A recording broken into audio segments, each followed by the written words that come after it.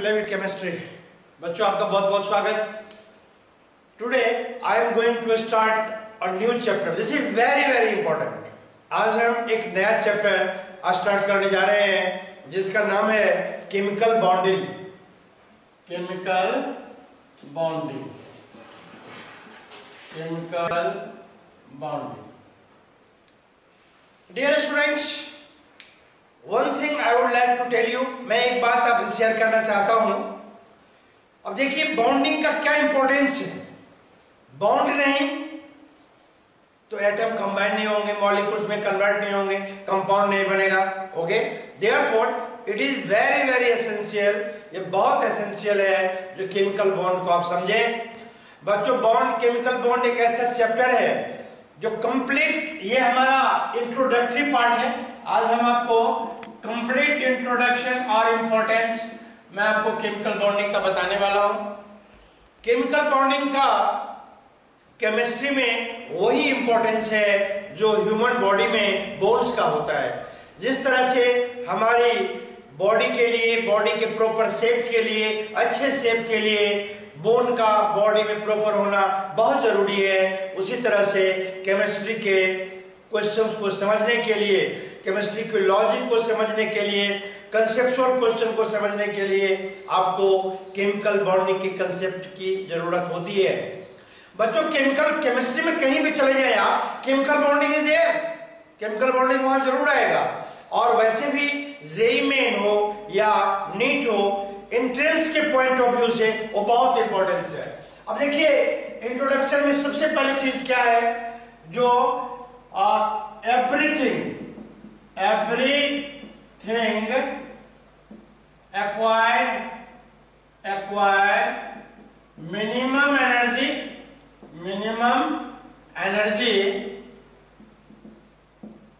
and maximum stability। देखो students, ये बहुत ही इंपॉर्टेंट चीज है केमिस्ट्री में, ये चीज बहुत इंपॉर्टेंट है। मिनिमम एनर्जी और maximum stability, this is very very important. Okay, ये कैसे होगा? क्या होती है कि कोई सिस्टम होती है, मान लीजिए दो एटम आपस में कंबाइन हो गए। बच्चों ये समझिए H और H2, ये क्या है? ये एटम है। ये क्या है? ये मॉलिक्यूल है, one molecule of hydrogen. Okay, यदि आपको पूछा जाता है which one is more stable, of course molecule is more stable. अब रीजन क्या है? क्योंकि हाइड्रोजन जो एटम होते हैं, एटम के एनर्जी जो होते हैं वो हाई होते हैं। और जब दो एटम, मान लीजिए ये हाइड्रोजन एटम, ये हाइड्रोजन एटम, जब ये आप जब धीरे धीरे अपने एनर्जी को लूज करेंगे, अपने पोटेंशियल एनर्जी को डिक्रीज करेंगे, तो they will come close with one to another and in this way bond is formed between hydrogen and hydrogen। और इस तरह से हाइड्रोजन और हाइड्रोजन के बीच में, यानी दो एटम के बीच में बॉन्ड डेवलप होकर एक मॉलिक्यूल्स बन गया। Am I right? Therefore this thing is very very important। क्या होती है जब दो एटम आपस में मिलते हैं, कंबाइन होते हैं, तो देखिए वहां पर एक बहुत बड़ी फोर्स काम करती है। ओके, क्या फोर्स है ये मैं आपको बताता हूं। मान लीजिए ये एटम है, this is atom, this is very very important. This is atom है तो ये न्यूक्लियस होगा।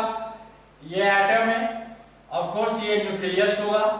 यहां पर जो है इलेक्ट्रॉन है, अब जानते हैं ऑर्बिट में इलेक्ट्रॉन है, ये भी इलेक्ट्रॉन है, ये भी इलेक्ट्रॉन है, दिस इज इलेक्ट्रॉन। अब देखिए जब ये एटम है, मान लीजिए ये है आपको एटम, ये एटम है, ये भी एटम है। जब ये एटम कंबाइन होंगे तो क्या होगा? ये दोनों आपस में आएंगे, कॉम्बिनेशन होगा, तो फोर्स इनके बीच में लगेगा। क्योंकि आप जानते हैं इलेक्ट्रॉन इलेक्ट्रॉन है, सेम चार्ज है, तो रिपल्शन होगा। ये जो एरो हम बाहर की ओर दिखा रहे हैं, इसका मतलब है ये आपस में अट्रैक्ट नहीं हो रहे हैं, रिपेल कर रहे हैं। ओके, देखिए न्यूक्लियस के बीच में क्या होगा? रिपल्शन होगा, सेम चार्ज है। इलेक्ट्रॉन के बीच क्या होगा? रिपल्शन होगा, बिल्कुल होगा। लेकिन जब ये दोनों कंबाइन होंगे तो न्यूक्लियस के संपर्क में इलेक्ट्रॉन भी तो आएगा, आएगा, बिल्कुल आएगा। देखिए जब इलेक्ट्रॉन न्यूक्लियस के कांटेक्ट में आएगा तो यहां पर अट्रैक्शन होगी, इसीलिए दो एरो दिखाया गया है। यहां पर जब आएगी तो इनके बीच क्या होगा, अट्रैक्शन होगा। यानी यहां पर दोनों फोर्स काम कर रहा है, यानी फोर्स यहां पर देखिए फोर्स ऑफ अट्रैक्शन, ये है फोर्स ऑफ अट्रैक्शन, ओके, और ये है force of repulsion, force of repulsion. ये दोनों फोर्स काम कर रहा है।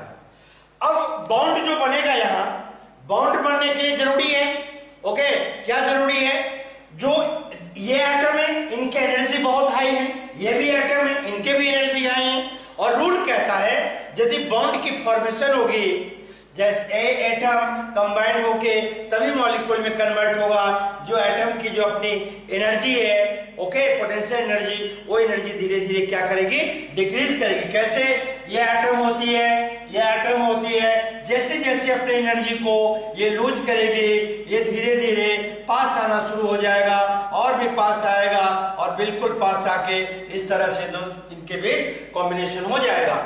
तो बच्चों ये जो बॉन्ड बनेगा, कोवेलेंट बॉन्ड बनेगा यहां। अब यहां पर जो कोवेलेंट बॉन्ड बनेगा, ये फोर्स कब बनेगा और कब नहीं बनेगा, this is very important.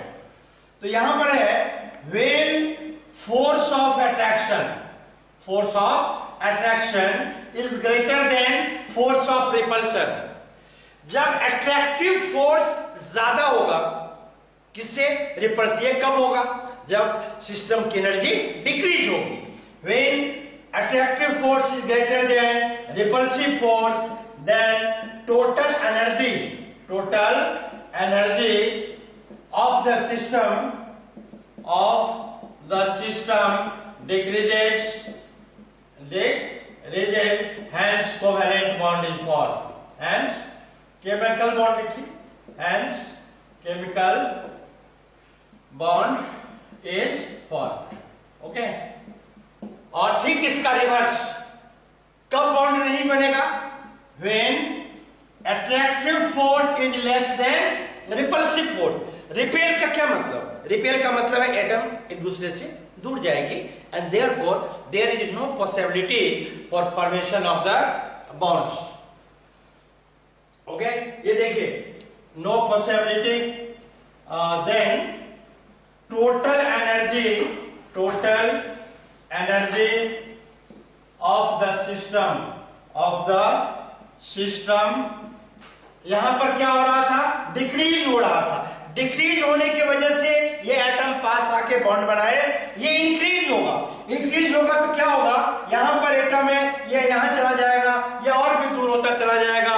There is no possibility to form the bond, therefore I have written there when attractive force is less than repulsive force, यानी रिपल्सिव फोर्स बड़ा होगा, total energy of the system increases, chemical bond is not form, chemical bond is not form, chemical bond यहां नहीं बनेगा।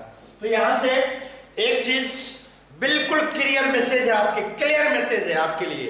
Clear message क्या है, जो जब भी जो एटम, जो मॉलिक्यूल्स, जो भी एलिमेंट, ओके, यदि वो स्टेबल रहना चाहती है तो उनके लिए उनका जो फंडा होना चाहिए, ओके, उनका जो कंसेप्ट होना चाहिए, वो कंसेप्ट है आपको क्या है, minimum energy and maximum stability. अब देखिए पीरियोडिक टेबल पीछे हम चर्चा कर चुके हैं।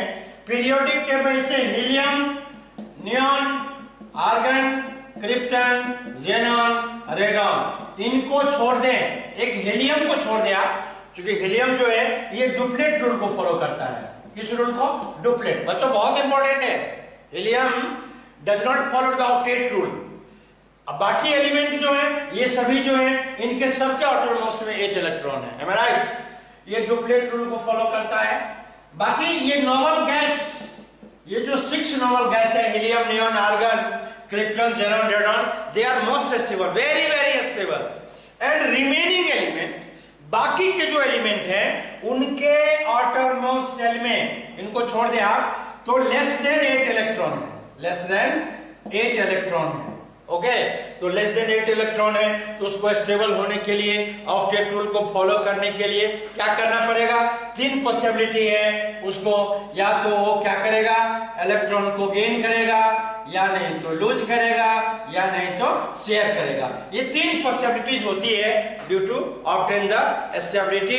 ये स्टेबिलिटी को अटेन करने के लिए ये सारे प्रोसीजर होती है। ओके एक बात और ध्यान रखिए, आप जितने भी एलिमेंट है 118 एलिमेंट, सिर्फ इन एलिमेंट को आप छोड़ दें, बाकी एलिमेंट को 3 तरह की जो प्रोसेस है वहां से जाना ही पड़ेगा, because we know very well noble gas is the only element in the periodic table which are quite stable, highly stable, and that is the reason the remaining element, बाकी के जो एलिमेंट है बच्चों, वो एलिमेंट चाहती है हम इसके तरह नोबल गैस की तरह हम स्टेबल होंगे, और इसलिए वो 3 टाइप्स के फेनोमेना यहाँ पर वो देती है। ओके ये चीज आप इंट्रोडक्टरी पार्ट है। अब हम केमिकल बॉन्ड में एक चीज और बहुत इंपॉर्टेंट केमिकल बॉन्ड यदि आपने सीख लिया, केमिकल बॉन्ड के कंसेप्ट को समझ लिया, समझ लीजिए केमिस्ट्री आपके मुट्ठी में होगी। ओके यहां पर वैलेंसी का भी बहुत बड़ा रोल है, वैलेंसी। अब देखिए एलिमेंट जो कंबाइन होगा उसके लिए क्या रिस्पॉन्सिबल है? वैलेंसी। और वैलेंसी को डिसाइड कौन करता है? Valence electron. What is valence electron?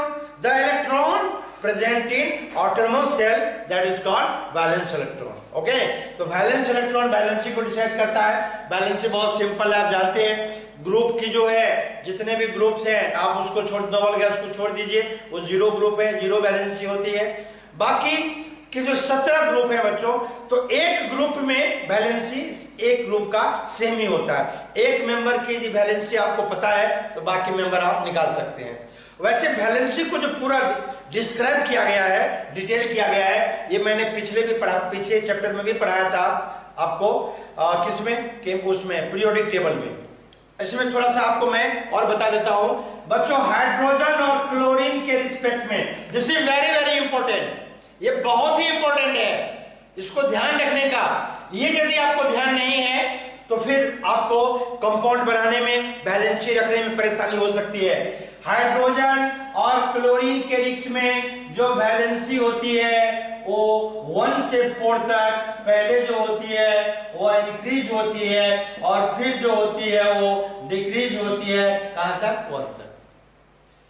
ये with respect to hydrogen and chlorine, but with respect to oxygen के रिस्पेक्ट में बच्चों, दिस इज वेरी इंपॉर्टेंट, जो वैलेंसी होती है वो 1 से लेके 7, ये लगातार जो होती है वो इंक्रीज होती है, ये चीज ध्यान रखिएगा। वैसे कॉमनली हम जानते हैं जिसके ऑटोनोमस में 1 2 3 4 इलेक्ट्रॉन है, बैलेंस इलेक्ट्रॉन, वही उनकी वैलेंसी होती है। और जिनके ऑटोनोमस में 5 6 7 है तो 8 - 5 3, 8 - 6 2, 8 - 7 1, ये वैलेंसी आप ध्यान रखिए। क्योंकि केमिकल कॉम्बिनेशन जो होगा, आपको याद होगा, आपने 9th और 10th क्लास में पढ़ा होगा, आपको कोई पूछता है व्हाट इज वैलेंसी, तो आप क्या बोलते थे? The combining capacity of element is called valency, means valency he responsible है। यदि आपको बच्चों वैलेंसी आता है ना, तो किसी भी कंपाउंड का फॉर्मूला आप गेस नहीं करेंगे, आप डायरेक्ट खुद से बना के लिख सकते हैं। मैं उसका एक एग्जांपल आपको बताता हूं। ऐसे मान लीजिए लिखा हुआ है यहाँ पर सोडियम सल्फाइड, ये आपको लिखा हुआ है, आपको ये पता नहीं चल रहा है NaS होगा, NaS2 होगा, Na2S होगा, Na3S होगा, क्या होगा आपको पता नहीं है लैंग्वेज में। बच्चों सोडियम का सिंबल Na, सल्फाइड का सल्फर। अब सोडियम क्या है बच्चों? सोडियम के 11 होते हैं, 2 8 1, ऑटोनोमस 1, ऑफ कोर्स वैलेंसी 1 होगा। Sulphur 16 2 8 6, of course 6 valence electron autonomous shell में है, तो 2 इनकी वैलेंसी होगी। यहाँ पर देखिए सोडियम 1, यहाँ पर देखिए ये 2, ये क्रॉस एरो कीजिए यहाँ से और बताइए क्या फॉर्मूला बना? Na2S। इस तरह से हम, आप समझ में आ गया होगा आपको जो how important it is, this is very important, ये वैलेंसी है। अब देखिए केमिकल बॉन्ड का ये इंट्रोडक्शन था। अब केमिकल बॉन्ड कि डिफिनीशन क्या है। अब मैं डिफिनीशन बताता हूं आपको, व्हाट इज केमिकल बॉन्ड, ये डिफिनीशन बताता हूं।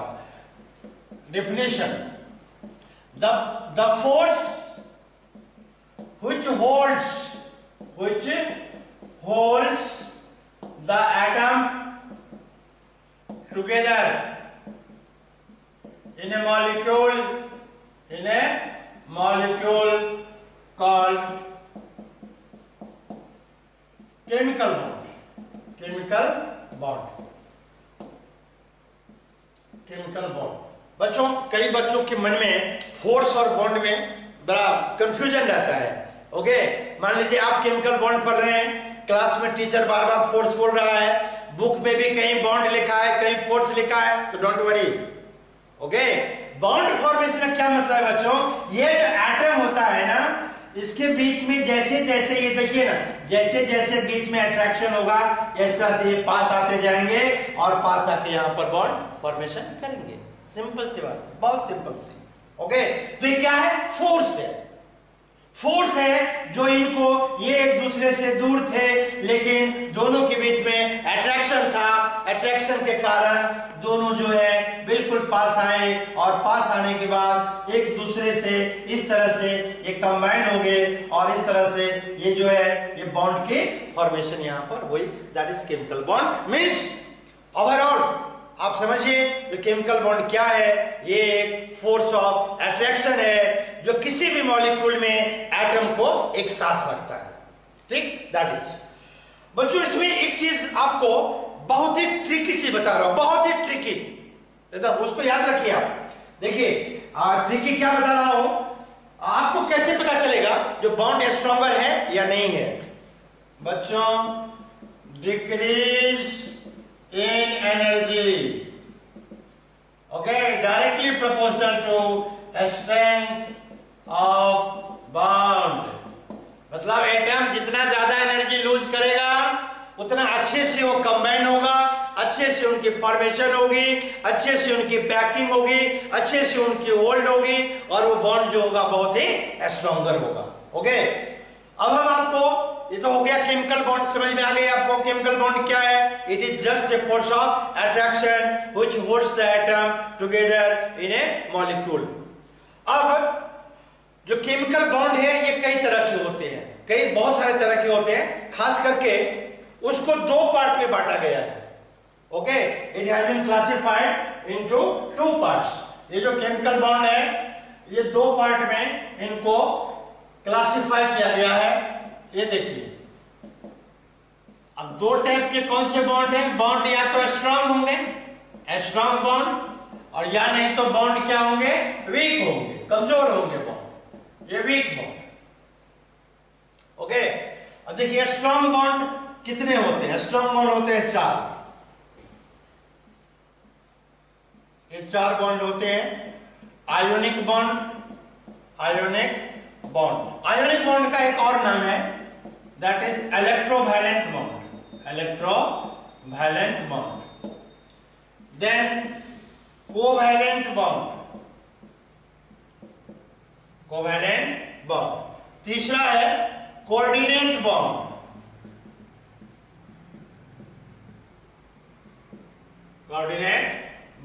कोऑर्डिनेट बॉन्ड का एक और नाम है डेटिव बॉन्ड। और चौथा जो है ये है मेटेलिक बॉन्ड। ये 4 बॉन्ड है, ये सभी स्ट्रॉन्ग बॉन्ड होते हैं। वीक बॉन्ड होते हैं 2 तरह के, हाइड्रोजन बॉन्ड और एक वैंडरवाल फोर्स भी होता है, तो वैंडरवाल बॉन्ड। बच्चों ये मत समझिए जो बॉन्ड इतने ही होते हैं, बॉन्ड और भी होते हैं। ओके, तो जैसे जैसे चैप्टर आगे बढ़ेगा, नई नई कंसेप्ट आएगी, तो उस कंसेप्ट के अकॉर्डिंग हम आपको ये बताते रहेंगे जो किस तरह की बॉन्ड फॉर्मेशन, हर एक बॉन्ड की अपनी इंपॉर्टेंस है। देखिए कभी कभी जो चीज बहुत कमजोर होती है वो भी बहुत इफेक्टिव होती है। ओके, जैसे हाइड्रोजन बॉन्ड, क्या कहने, जब आप हाइड्रोजन बॉन्ड पढ़ोगे मैं बड़ा हैरान हो जाओगे, क्योंकि इनको रखा गया है किस लिस्ट में, वीक बॉन्ड में। और कमाल तो ये करता है जिस तरह से एक पिन जो देखने में बहुत छोटा होता है, कभी कभी वो तलवार से भी खतरनाक निकलती है, उसी तरह से हाइड्रोजन बॉन्ड भी एक कमाल दिखाएगी। आगे बहुत ज्यादा इंपॉर्टेंस है, ये भी जो बॉन्ड है इनका भी अपना इंपॉर्टेंस है। ओके, तो बच्चों ये जो हमारा था ये केमिकल बॉन्डिंग का ये इंट्रोडक्शन था। अब इसके बाद चैप्टर स्टार्ट होगी, तो बी केयरफुल, इस चीज को आप अच्छे से देख लीजिए। ओके, और नेक्स्ट वीडियो जो हमारा होगा उसमें सभी चीजों को हम एक्सप्लेन करेंगे। बच्चों ये केमिकल बॉन्डिंग ये एक ऐसा चैप्टर है, यदि इस चैप्टर को आप कर लेते हो तो कम से कम 6 से 7 चैप्टर यानी पूरी इनऑर्गेनिक केमिस्ट्री आपके मुट्ठी में होती है। अभी अभी जेईई मेन का एग्जाम चल रहा है और क्वेश्चंस जो होते हैं मोस्टली कंसेप्चुअल टाइप के क्वेश्चन आ रहे हैं, और जिनका ये छोटा छोटा कंसेप्ट क्लियर है कटाकट वो क्वेश्चन करते हुए जा रहे हैं। ओके, अच्छा स्कोर कर रहे हैं। इसलिए बच्चों बी केयरफुल। यदि आपको ये हमारा इंट्रोडक्शन अच्छा लगा आप जरूर आप लाइक करना, सब्सक्राइब करना और शेयर करना ना भूलें। अपना ध्यान रखें। Take care, have a great day.